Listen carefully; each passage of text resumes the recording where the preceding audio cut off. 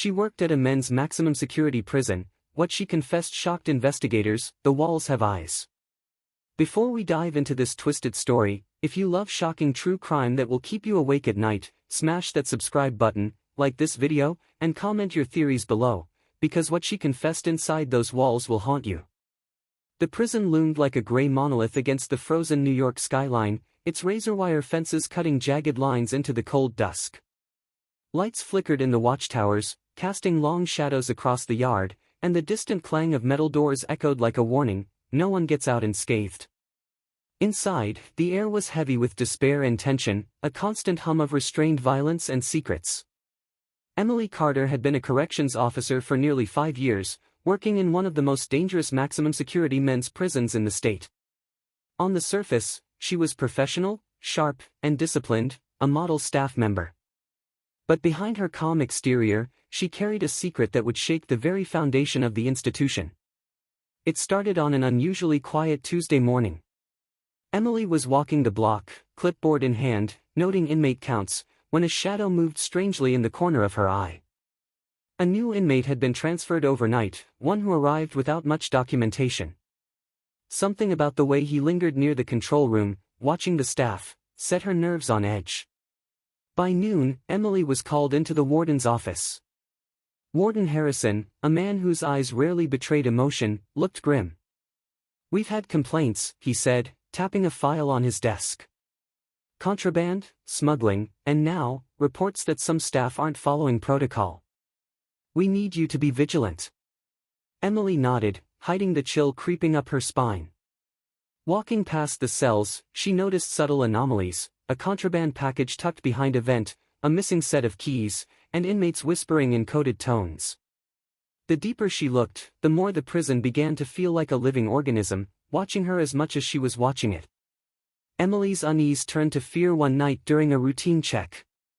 She passed the isolation wing, a place so silent, it was almost unreal. A muffled whisper caught her attention.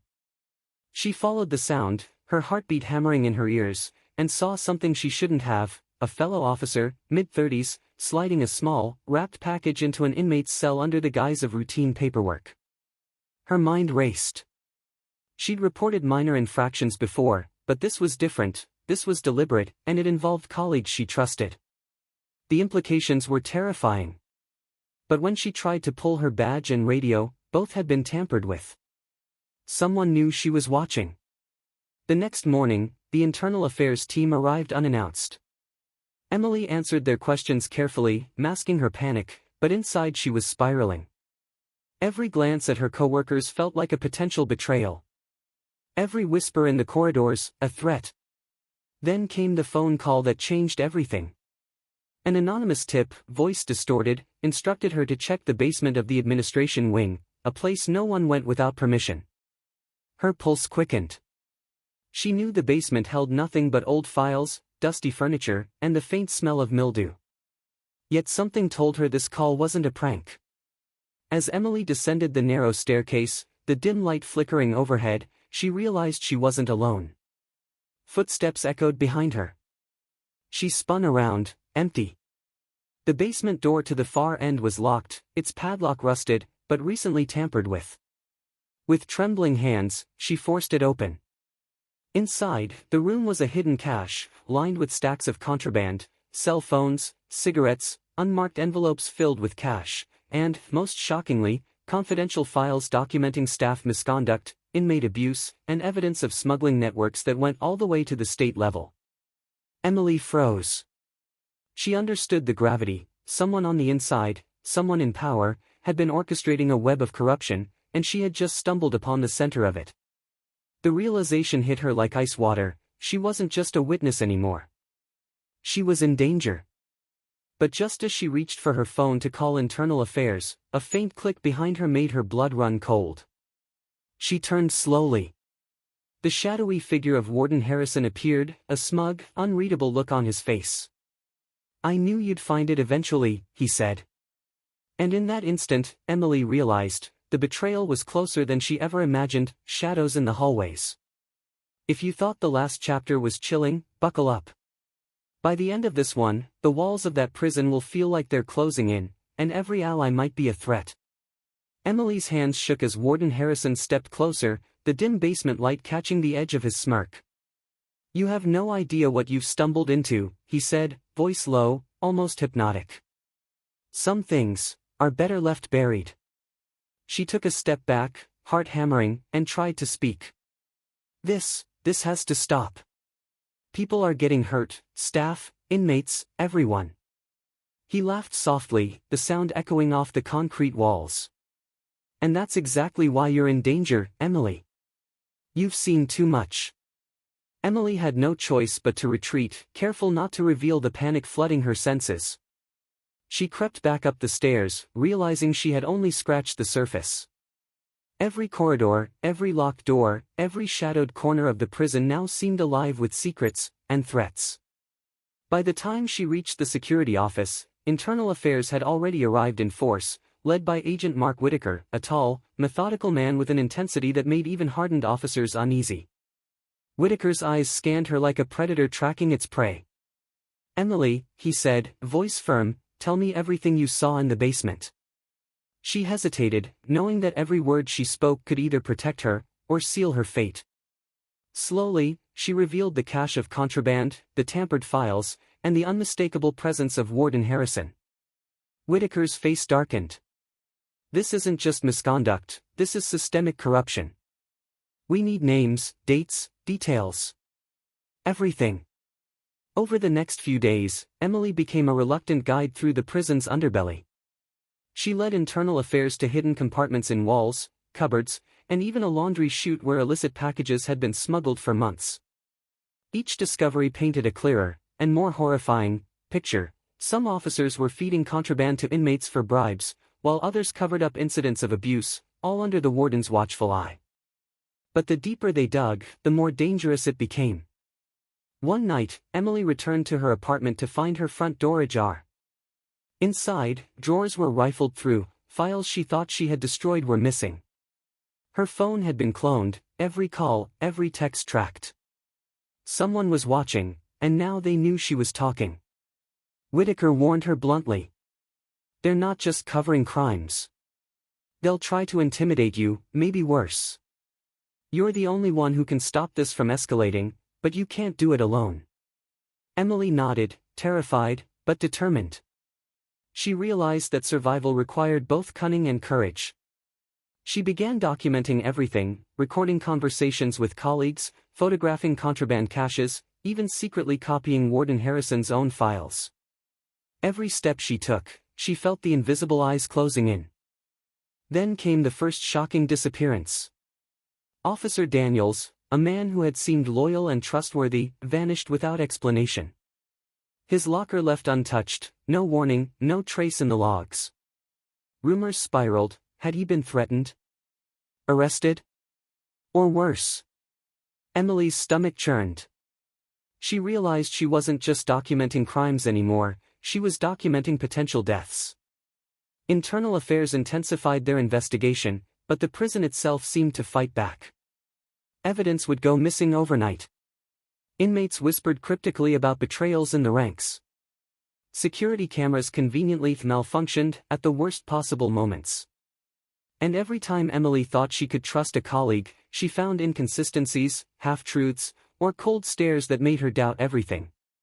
It all came to a head when a routine inspection revealed a hidden surveillance room inside the warden's office. The footage inside was shocking: secret meetings between Harrison and known criminal contacts, exchanges of contraband, and, most disturbingly, a list of staff members who had crossed him, Emily included. The line connecting the disappearance of Officer Daniels became clear. This wasn't just corruption. This was a web of threats, intimidation, and control that reached far beyond the prison walls. Emily's blood ran cold as she whispered to Whitaker, "He knows everything, including me." Whitaker's jaw tightened. "Then we move carefully. One misstep, and he could erase anyone who stands in his way." And just when they thought they had a handle on the situation, a frantic call came from the infirmary. A file marked "confidential" had gone missing. Emily's heart sank as the words from her own mind echoed back. The betrayal was closer than they could ever imagine. The next move would either expose Harrison, or put Emily directly in the path of someone willing to kill to protect the prison's darkest secrets. Because what they found next would change everything. The confession that shattered everything. If you thought Chapter 2 was tense, brace yourself. By the end of this, nothing inside that prison, or in Emily's world, will ever feel safe again. The night was unusually still as Emily returned to the basement one last time, accompanied by Agent Whitaker and a small internal affairs team. Every step echoed off the concrete walls, bouncing back like a warning. The hidden surveillance room had revealed everything, or so they thought. Emily's hands were clammy, but her mind was razor-sharp.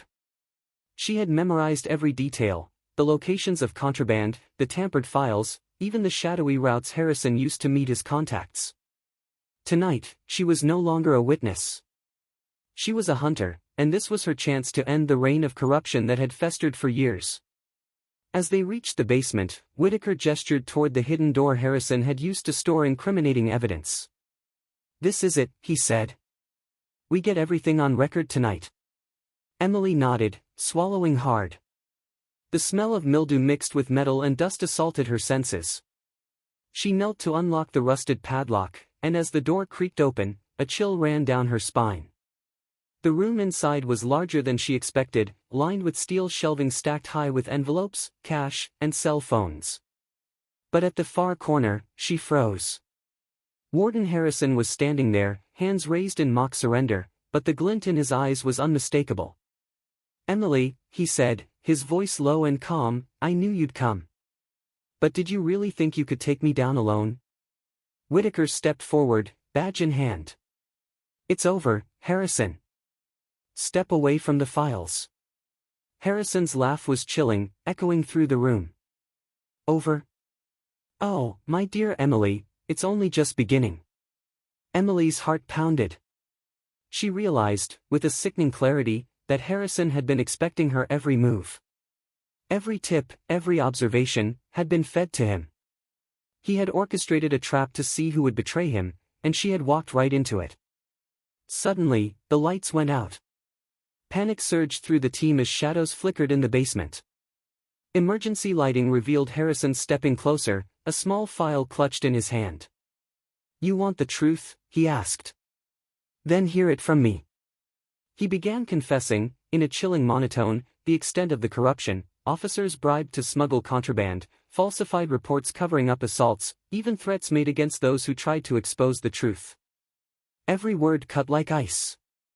Emily felt both relief and horror. The story she had feared was real, but the depth of betrayal was beyond anything she imagined. Then he paused, looking directly at Emily. "And you've been the one I trusted the most. That's why I kept the files hidden. Because someone like you, someone so loyal, could never be replaced. Until tonight, you were perfect. But now..." Whitaker moved, hand on his firearm, but Emily held up a hand. "Go ahead, Harrison. Say it. Confess everything." Harrison's face twisted into a sad smile. "I did." And now, he stepped back, and with a swift motion, pressed a hidden button on the wall.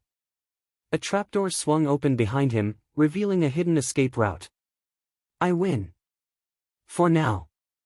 Before anyone could react, he disappeared into the shadows, leaving behind the room, but not the evidence. Whitaker quickly secured the files, capturing every document on camera. Emily's hands were shaking, but a grim satisfaction settled over her. Harrison might have escaped, but the truth was out, and it would follow him. Weeks later, investigations continued, arrests were made, and reforms were demanded. But Emily couldn't shake the feeling that the man she had confronted wasn't finished. Then, on a rainy morning, a new package arrived at her apartment. Inside was a single envelope, marked only with her name. She opened it. Inside was a photograph of the basement from the night Harrison had disappeared. But in the corner of the image, a shadow moved. A figure watching. Smiling. Emily swallowed hard. They thought the story was over. But Harrison had left one last message: the walls had eyes, and he was still inside them. If you thought this story was intense, hit that subscribe button. Because the truth doesn't end when the criminal is gone, it only becomes more dangerous.